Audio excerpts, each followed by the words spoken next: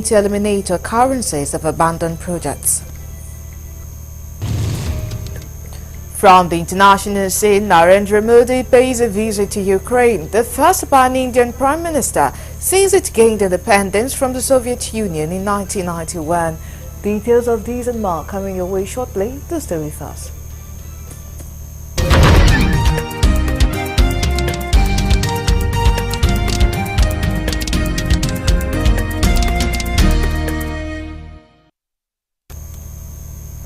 Many thanks for joining us at this time. Now, details of the news.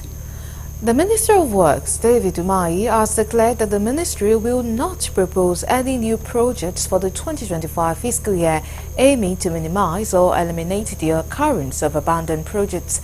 This is just as it decried the 116 trillion naira funding gap on an ongoing over 4,000 projects he claimed the current administration inherited.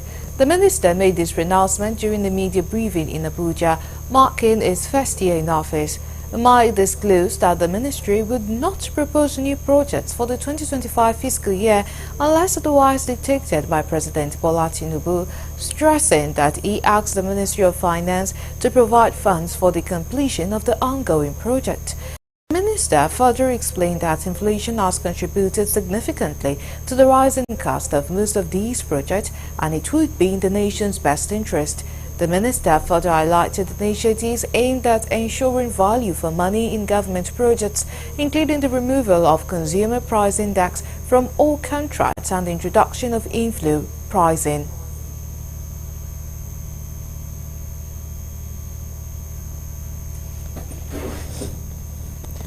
Now to other stories, President Bola Tinubu has charged Justice Kekereekun to be faithful and loyal to the Constitution when discharging her duties as the acting Chief Justice of Nigeria. The President gave the charge during the swearing-in of the acting CJN at the Presidential Villa, Abuja on Friday. Correspondent Inabuchi Kinabuchi sent in details of the story. It was a solemn assembly as the acting Chief Justice of the Federation mounted the podium as the President decorated her with the hood of the Grand Commander of the Order of Niger, GCON. In the presence of the bench and the bar as well as other government functionaries, Justice Kekereekun held the Quran while taking the oath of allegiance on office.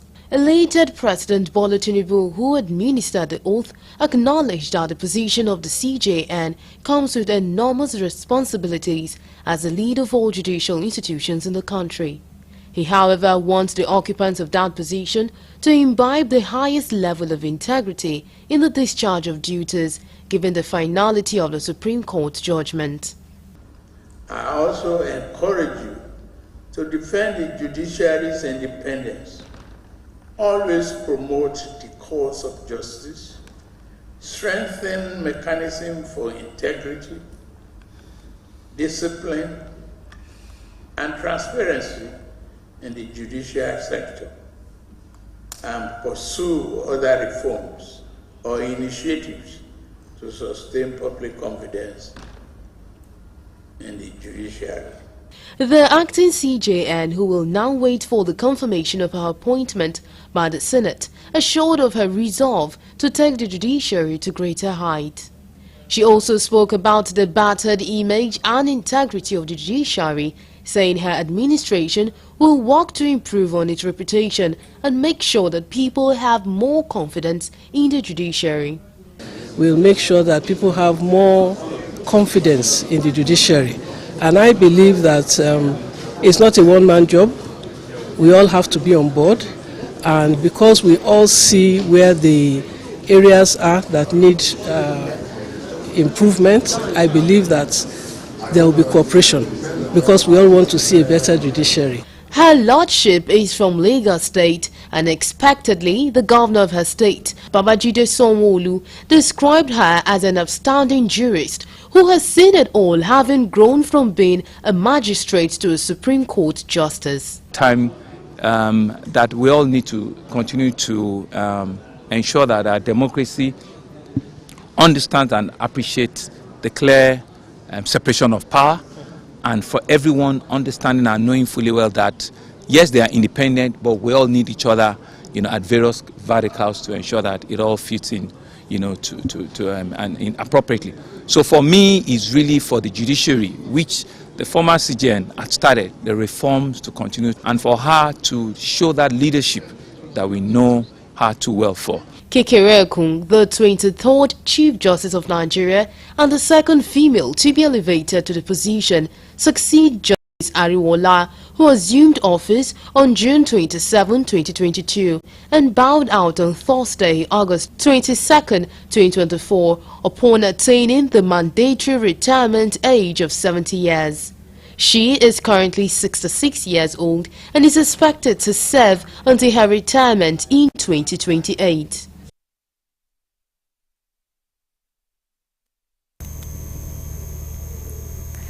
Now, joining us, we have Charles Ajuya, Senior Advocate of Nigeria, who is a former Delta Attorney General and Commissioner for Justice.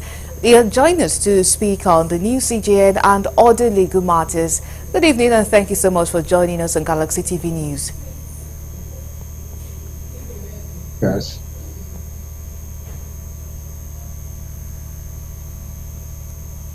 All right, good evening. I see that we also have Ngozi Oleyi, Senior Advocate of Nigeria, joining us. Many thanks for joining us today on Galaxy TV News. So I'm going to be starting with Charles Ajuya. So Nigeria is at a stage where the citizens are calling for judicial reforms. How urgent do we need this reform, taking into consideration several allegations against judicial officers? Well, thank you very much. May I start by congratulating His Lordship, the new CJN, before the confirmation. But we know that by the grace of God, she will be confirmed and she will get there. But just to say that we talked about reform, and in my view, how urgent the reform will require ought to have been yesterday. So, if you ask me about how urgent, I think it's a long desired reform that we've been all waiting for. Lawyers, courts, the politicians, business, in fact, the economy and the democracy, we've all been waiting for reforms of the judiciary. Long overdue. Okay, all right. And now to Ngozi Oleyi. As a new CJN comes on board, what are the challenges you think should be given the most attention? Well, there are quite some very, very urgent challenges. Appointment of judicial officers, there needs to be some reforms in that regard.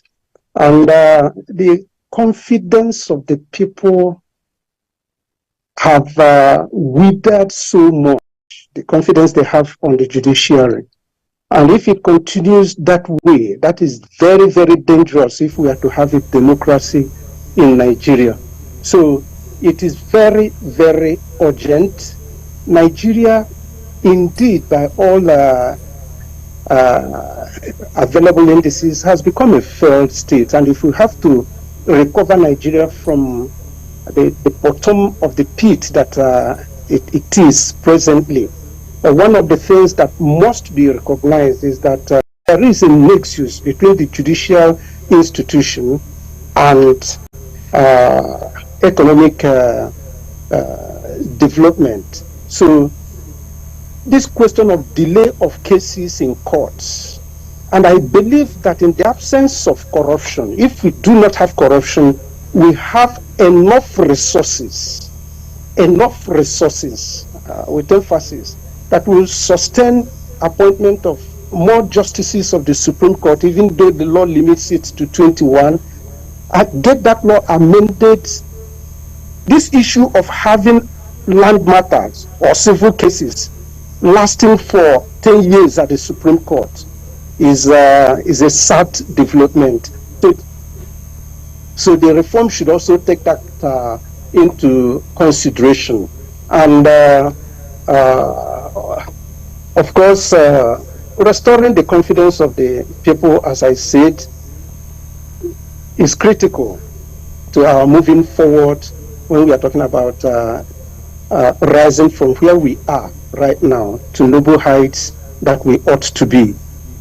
Okay, all right. Thank you for that. And now to Charles Ajuya San. So the judiciary is said to be the last hope of the common man. So what advice would you give to the newly sworn in CJ head? Because it seems that people might be losing hope as a result of what many see as questionable court judgments. Yes, it has always been the position. We say the judiciary is the last hope of the common man. But I think that we have come to a stage where the judiciary is the last hope for everybody, not just the common man, even for those who are not common people. Judiciary is also the last hope. But I will have to say this, that what advice I'm going to give to the CJN, I don't think I can give any other advice other than what she has said after her swearing in. I mean, she gave indication of the areas that needs to be worked upon. I totally agree with you, Mr. Worship. First, of course, the reforms, particularly with appointments, all the quarrels surrounding the appointment has to be addressed moving forward. He talked about working collaboratively with fellow justices to drive a meaningful change. I totally agree with that. Tackling the shortcomings within the judiciary heads on, I totally agree with her.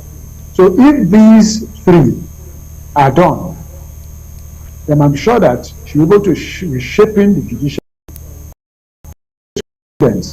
judiciary. There are many more that can be done, but these three are very, very critical. By the law, she has 4 years. Given that we take these things within 4 years, I'm sure that she will take the judiciary to a higher level where people will respect the judiciary. So I would say that yes, it's a hope for the common man, but if the common man or the people at the top are not seeing these changes, then I think we are really, really going to see the judiciary going down. And of course, anarchy becomes the next thing. We don't pray we get to that level. We pray that the judiciary will be able to take on these critical areas and deal with them decisively. Okay, all right. Thank you, sir. And now to Ngozi Oleye. Finally, one of the major challenges in the judicial system is believed to be that of lower courts not having jurisdiction of some cases, and then they go ahead to give judgment. What do you think needs to be done in this regard? Well, it depends substantially on the quality of arguments before the courts. If a lawyer in a matter attacks the jurisdiction of the court has a duty to address that issue before proceeding in the matter. And I came across one funny pronouncement. I mean, that is the reality, because at all levels we are all human, that courts have jurisdiction to be wrong in law. So, and that have the appellate system, so that if a court does not satisfy you at the first level, you proceed to the next level. If it doesn't satisfy you, you proceed to the next level. And I'm sure by the time you go through all these processes, justice must not only be done, it must also be seen to have been done.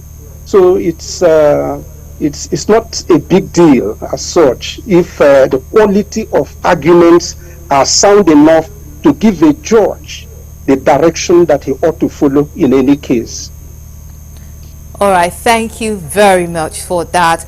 Many thanks to Ngozi Oleye, Senior Advocate of Nigeria, and Charles Ajuya, also a Senior Advocate of Nigeria and former Delta Attorney General and Commissioner for Justice. Thank you both so much for being part of our news at this time.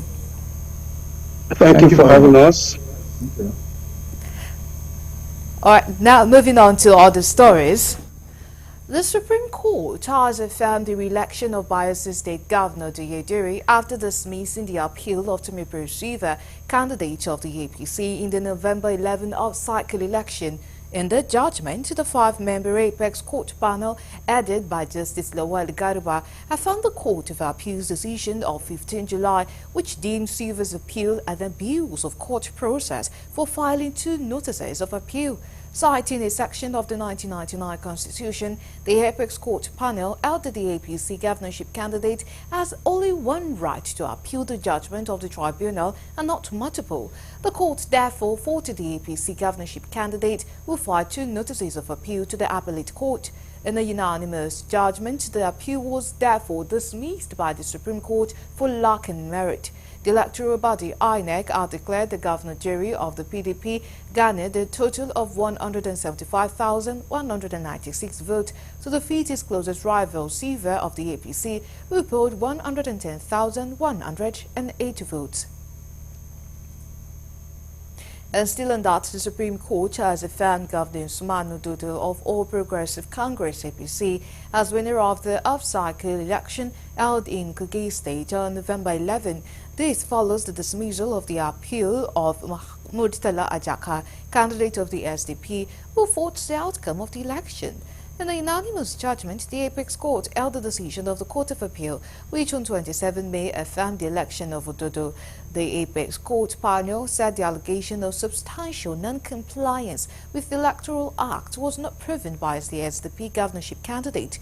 It further adds that allegations of aid falsification and certificate forgery are pre-election matters, noting it's the Federal High Court that has jurisdiction to hear such. The Supreme Court therefore dismissed Ajaka's appeal for lacking merit. INEC had announced that Ododo polled a total of 446,237 votes to defeat Ajaka, who came second with 259,052 votes. You're still on to the news on Galaxy TV. Let's go on a break. While we come back, the news continues.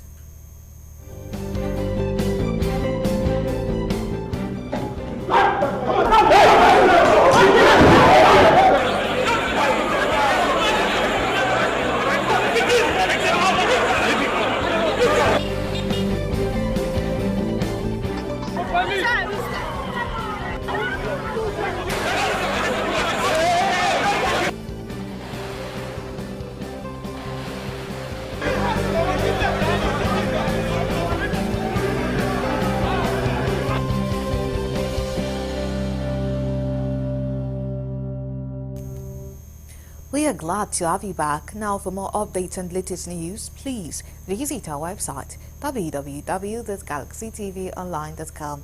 Connect with us on our X handle at Galaxy TV. Subscribe to our YouTube channel, youtube.com/Galaxy TV News. You can follow and interact with us on our Facebook page, facebook.com/Galaxy TV. Remember to follow and tag us on our Instagram page as Galaxy TV. You can also avail our eyewitness feature via WhatsApp. If you have breaking news around you, simply share your story by sending short clips or videos of the news on 0818 6666 669. Our social media platforms are user-friendly and can always accommodate your live updates and comments. Operatives of the Nigerian Navy have destroyed 2 illegal refineries in the outer community of Otumara in Warri Southwest local government area of the state. In a statement made available to newsmen in Warri by the Nigerian Navy Director of Information, Adam Saliu, it said that 5 dugout pits, 2 wooden boats and tanks belonging to oil thieves were set ablaze. According to the Navy Information Director, the Delta Navy Command, with support from the ex-Reserve Base, stormed the camp through intelligence gathering, which led to the uncovering of the illegal refinery site in a remote creek of Otumara. The oil thieves were said to have fled the scene immediately. The special squad of the Nigerian Navy team stormed the illegal refinery site as most of the illegally refined product went up in flames.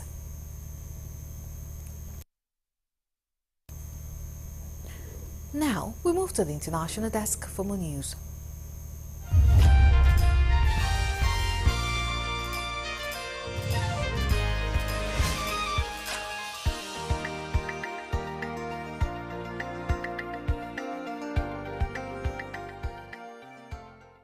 Hello and welcome to the foreign news.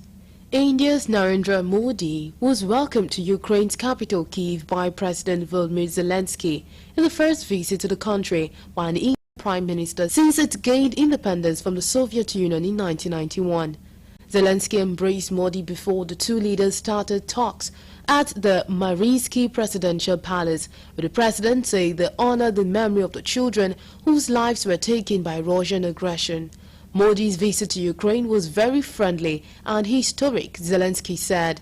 The Indian Prime Minister is expected to discuss economic ties and cooperation in defense, science and technology, while also broaching the contentious subject of a settlement to end the war with Russia. No problem can be resolved on the battlefield, Modi said ahead of his visit, adding that India supports dialogue and diplomacy for restoration of peace and stability as soon as possible. It is unclear whether the Indian leader could be an effective deal-maker, seen by many in Ukraine as being too close to Russian President Vladimir Putin.